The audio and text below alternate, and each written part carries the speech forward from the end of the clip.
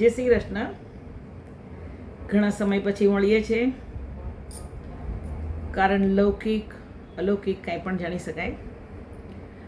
અધિક મહિનો આવી ગયો છે, બરાબર. આજે એના 8 દિવસ પણ થઈ ગયા છે. તો અધિક મહિનામાં આપણાથી પ્રભુને જે પણ મનોરથ થઈ શકે એમ હોય એ આપણે કરી શકાય. કોઈ વખત એવું પણ થયું હોય કે આપણી ઈચ્છા છે કે કંઈક એ ઉત્સવના દિવસે કાંઈ ઉત્સવ કરવો, પણ સમય સંજોગને આધીન આપણાથી ન થઈ શકે, તો પ્રભુએ બનાવેલો પુરુષોત્તમ માસ, અધિક માસ, જેમાં મિતિને અનુસાર આપણે જે પણ મનોરથ કરવા હોય એ કરી શકાય છે. વલ્લભના ઘરે તો હોય જ હોય, પણ વૈષ્ણવના ઘરે પણ એ જ ક્રમ ચાલે. સૂક્ષ્મ પ્રકાર હોય કે મોટો પ્રકાર હોય, પણ પ્રભુને લાડ લડાવવા એ દરેક જણાનો પોતાનો મનોરથ છે. તો અધિક મહિનાનું એક ખાસ કીર્તન છે, નીકો લાગત પુરુષોત્તમ માસ, જાકી મહિમા જગત વખાણ, કરતા ભક્ત સબ જાકી આસ. आप ही सूरज आप ही चंदा आप ही ते सब होत प्रकाश, आप ही जोग भोग सब अर्पित, यह प्रभु मम मन होत हुल्लास. ज्यों ज्यों दान करत प्रभु नहित, त्यों त्यों बढ़त प्रेम कियास. सूरदास प्रभु सबके स्वामी, राखो चरण कमल की पास. અર્થ સમજી શકાય એવો છે. સીધો અર્થ છે કે પ્રભુ પોતે શ્રી વલ્લભને કહી રહ્યા છે કે નીકો લાગત, સરસ લાગે છે મને, અધિક મહિનો ખૂબ ગમે છે. નીકો લાગત, આપણે એને અધિક પણ કહી શકાય. અને પ્રભુએ પોતાનું નામ આપ્યું છે પુરુષોત્તમ, એટલે કીધું નીકો લાગત પુરુષોત્તમ માસ, જાકી મહિમા જગત વખાણત, જેની મહિમા આખું જગત વખાણે. કેમ? એમ કહેવાય છે કે આપણે નિત્યમાં જે ભગવદ નામ લઈએ એનાથી પુરુષોત્તમ માસમાં જે પણ આપણાથી ભગવદ નામ લેવાય એનું ફળ આપણને ઘણું બધું મળે છે. પુષ્ટિમાર્ગીય વૈષ્ણવો જે છે ફળની આશા નથી રાખતા, પણ આપણાથી પ્રભુને શું લાડ લડાવી શકાય છે એ ખાસ આપણે જોઈએ છે. તો અહીંયા સીધું જ કીધું કે આપ હી સૂરજ, પ્રભુ કહેવાતો કે સૂરજ પણ પ્રભુ, ચંદ્ર પણ પ્રભુ, આપ હી તે સબ હોત પ્રકાશ, પ્રકાશ પણ જોઈએ તો પ્રભુ થકી છે, અંધારું જોઈએ તો પણ પ્રભુ થકી છે. કીધું કે આપ હી સૂરજ આપ હી ચંદા આપ હી તે સબ હોત પ્રકાશ, આપ હી જોગ ભોગ સબ અર્પિત. જો પ્રભુ મારા સંજોગ એવા થઈ જાય તો મારાથી જે બની શકે એ પ્રભુ હું સામગ્રી ધરાવું, બનાવું પણ ખરી અને આપને ધરાવું પણ ખરી. એટલે જ કીધું કે આપ હી જોગ ભોગ સબ અર્પિત, યહ પ્રભુ મન મન હોત હુલ્લાસ. મારા મનમાં એક જ આનંદ રહે કે એવા સંજોગો થાય કે હું આપની ઈચ્છા પ્રમાણે ભોગ ધરાવી શકું. આપની તો નહીં કહેવાય, પણ મારી ઈચ્છા પ્રમાણે. કારણ કે પ્રભુ, આપણે એટલા બધા પ્રભુની નિકટ નથી કે પ્રભુ આપણને આજ્ઞા કરે. તે છતાં પણ જોવા જઈએ તો વલ્લભનું શરણ એવું છે કે એ પણ આપણને અનુભૂતિ પ્રભુ કરાવી જ દે. અને કોઈક વખત એવું પણ થાય કે પ્રભુ આપણને સ્વપ્ન દ્વારા આજ્ઞા કરી દે કે અમુક સામગ્રી મને ધરાવો, અને એ આપણને ભૂલાવી પણ દે.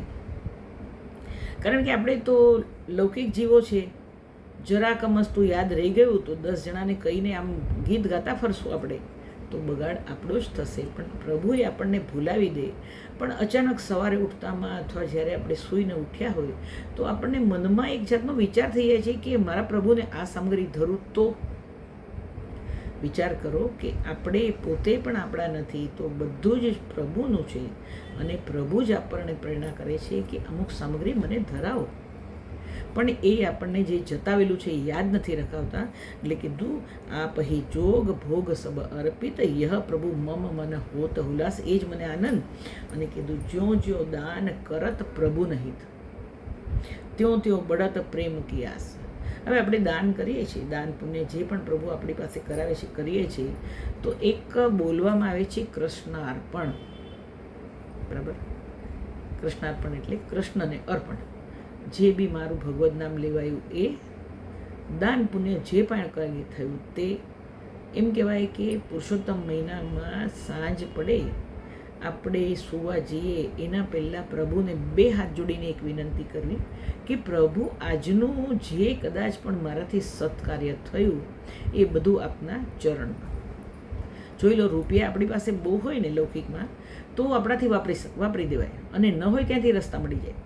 પણ જોવા જઈએ તો રૂપિયા બેંકમાં મૂક્યા હોય તો બેંક ખુલે ત્યારે જ આપણાથી બેંકમાં જવાય અને પૈસા લવાય અને પછીથી પૈસા વપરાય. વિચાર કરો, એક હાથમાં રૂપિયા હોય અને એક હાથમાં બેંકની પાસબુક હોય અથવા ચેકબુક હોય અથવા સ્લીપ બુક હોય તો આપણને પૈસા ક્યાંથી જ કેવી રીતના મળે જલ્દી. વિચાર કરો, કેશ હોય તો પટ દઈને ઉપડી જાય, પણ બેંકમાં પૈસા છે તો સમય સંજોગ જોવા જ પડે છે, કારણ કે બેંકનો સમય જોવો પડે, એનો રજાનો દિવસ જોવો પડે. એ બધું જ જોયા પછીથી આપણે પૈસા વાપરી શકીએ છીએ. એટલે કીધું, જ્યો જ્યો દાન કરત પ્રભુ હિત, ત્યો ત્યો બઢત પ્રેમ કી આસ. પ્રભુ તો મને આપના માટે મારાથી જે પણ કાંઈ સત્કાર્ય થયું ને તો મને આપના પર પ્રેમ આમ તો હોય જ છે. દરેક જણાને પોતાના પ્રભુ પ્રિય છે, પણ આ જ્યારે થાય ત્યારે આપણને મનમાં એક એમ થઈ જાય કે કેટલું મારાથી પ્રભુનું કેટલું સુંદર કાર્ય થયા જ કરે. ત્યો ત્યો બઢત પ્રેમ કી આસ. સુરદાસજીને આ દર્શન થયા છે. સુરદાસ પ્રભુ સબકે સ્વામી. જોઈ લો, જરૂરી નથી કે મારા પ્રભુ તમારાય ખરા. એક જ ઘરની 5 વ્યક્તિ હોય તો પ્રભુ દરેકના છે, પણ દરેકને પ્રભુ સાનુભાવ જતાવે. તો અહીંયા સુદાસજીને દર્શન થયા. સુરદાસ પ્રભુ સબકે સ્વામી. શું? તો કે રાખો ચરણ કમલ કી પાસ. પ્રભુ અમને આપના ચરણોમાં જ રાખો. કેમ? તો કે આપના ચરણમાં રહીશું તો આપનો અમને કંઈ પણ સાનુભાવ થતો રહેશે.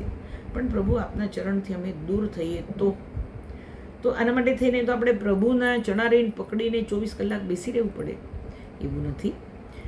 એક વખત કોઈ પણ કાર્ય શરૂ કરતાં પહેલાં ભગવદ્ નામથી શરૂ કરો, પછી એ કાર્ય પૂરું થઈ જાય એટલે પણ પાછું ભગવદ્ નામ લઈ લીધો.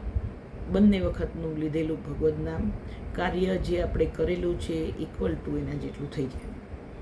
પ્રવૃત્તિ અર્થે આપણે જવું જ પડે છે, એ કામ કરવું જ પડે છે. જો એ ન કરીએ તો આપણા પ્રભુને પરિશ્રમ આપણે હાથે આપીએ છીએ. આપણે વિચાર કરીએ કે મારું તો નાનું બાળક છે અને હું એની પાસે એવું માંગું એ રૂપિયા, પ્રભુ આજે મારે આજ બધું કરવાનું છે, મને બધું આપી દેજે. એવું ન મંગાય આપણાથી. એટલે કીધું કે બાળક છે પ્રભુ, અને એટલા માટે બાળક છે એટલે બાળક પાસે આપણાથી કંઈ માંગી ન શકાય. તો અને પ્રભુ કેવા છે દયાળુ, તો કે આપણા મનની વાત વગર બોલે જાણી જાય છે એવા પ્રભુ છે આપણા. અને દરેક જણાના ઠાકોરજી એ કીધું કે સુરદાસ પ્રભુ સબકે સ્વામી, રાખો ચરણ કમલ કી પાસ. દરેક પ્રભુ મને આપના ચરણારીણમાં રાખો એવી વિનંતી કરું છું. મળીએ આપણે બીજા કીર્તનમાં. જય શ્રી કૃષ્ણ.